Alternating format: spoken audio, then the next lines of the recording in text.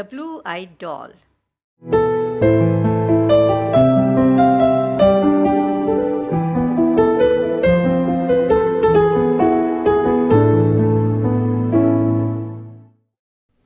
Chacha returned from England with the most beautiful doll in the whole world for Juhi. Her name was Sharon. Juhi and her friends just couldn't stop admiring her big blue eyes, her long curling brown lashes, cherry red lips, golden hair, and porcelain skin. And oh, her clothes! Her black and white pinafore was embroidered with tiny daisies. The buttons on her dress were pink roses, and the balloon sleeves, they were edged with lace. She wore long white socks and white leather shoes with buckles. Yes, buckles. Charming, isn't she? Grinned Chacha. Ha ha! And Juhi's expression said it all. Sharon slept with Juhi each night and travelled with her to school each morning, safely hidden in her bag. And then Juhi fell ill. Her fever raged. All through those terrible 3 weeks, Sharon snuggled close to Juhi. Not for a moment did she leave her side. Juhi's grandfather frowned. How can she love the stupid English doll more than she loves us? Times are changing. To get attached to something foreign is stupidity. They're coming! I can see them coming, Baba! Who can you see coming, Bhaiya? Asked Juhi. Get to the point, Vikram, get to the point. Tell us who you can see coming, ordered grandfather. Gandhiji, Baba, Gandhiji, with his followers, replied Vikram, full of excitement. Everyone in our neighborhood is going to throw British goods into a huge bonfire. Can you hear them shouting? They're chanting, India for the Indians! And say yes to Swadeshi! Say yes to Khadi! Juhi's grandfather cleared his throat and spoke in measured tones. Yes, I heard Gandhiji speak about the Swadeshi movement on the radio. He wants us to boycott British goods. Cotton grown in India is sent to factories in England, where it is spun into cloth and made into vests, socks, and underwear. This gives jobs to the English. Then that very same hosiery is shipped back to India and sold to us at a very high cost. Juhi's father looked up from his newspaper. But that's unfair. The Tribune says that we should make our own cloth in our own factories. They are bleeding us. It is nothing short of exploitation.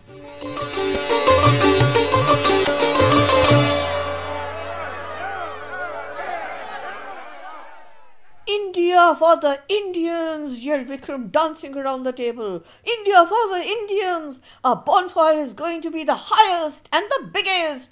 It'll help us win freedom from the British.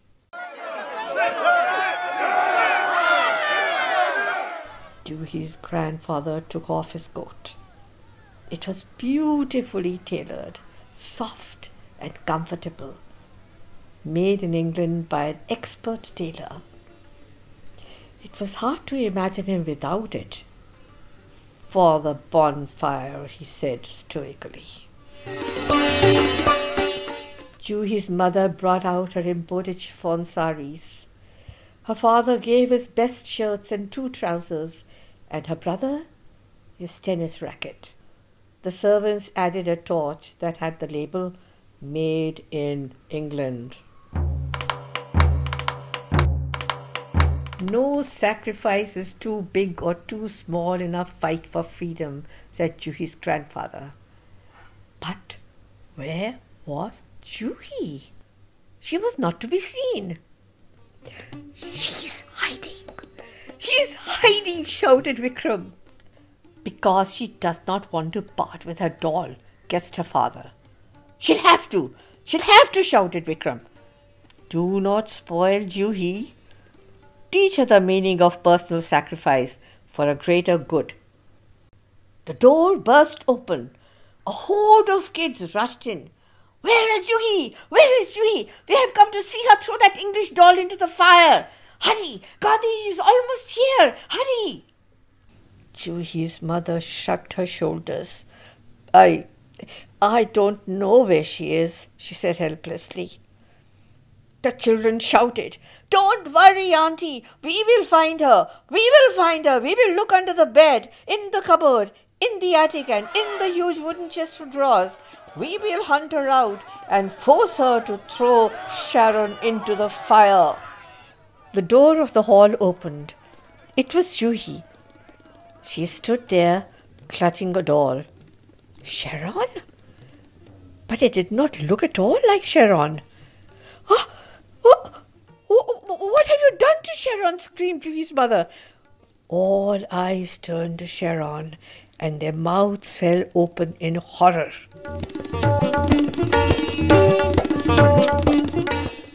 Sharon's beautiful dress had been taken off. Instead, a torn piece of cloth had been draped around her like a sari. Thick kajal lined her blue eyes. A bindi glowed on her forehead, and sindoor had been plastered on her blonde hair. Juhi stood there defiantly, her face smudged with tears and black paint. Take her dress. I don't care. Take her socks and shoes. I don't care. Take her pretty pinafore. I don't care. Burn them all if you want. I do not care. But I will not let you burn my friend. Anyway, she's not English anymore. She's Indian. And her name is Sharanya. I protect her, not Sharon. What? The girl's gone mad. He's gone mad. Sharon is my friend and will always be. She will always be my friend. When my teacher scolds me, she cries with me and comforts me. When I was sick, she loved me and looked after me. Listen all of you. If you want her to burn, throw her into the fire and I will jump in with her too. No, child, you won't need to do that, said a gentle voice. It was the Mahatma. He had entered their home through the open door. Love is not confined to country, class, creed, or religion. It flows everywhere, uniting all, he said. And he hugged both Juhi and her little doll ever so tenderly. The story and illustrations of the blue-eyed doll were done by Kumkum Somani. Voice narration by Kamini Kaushal. Editing by Vidur Sood. Background score by Ranjit Makuni. Indian Sitar from Eternal Gandhi Exhibition. Western music from Flutes Music Together, produced by Parijat Gardens.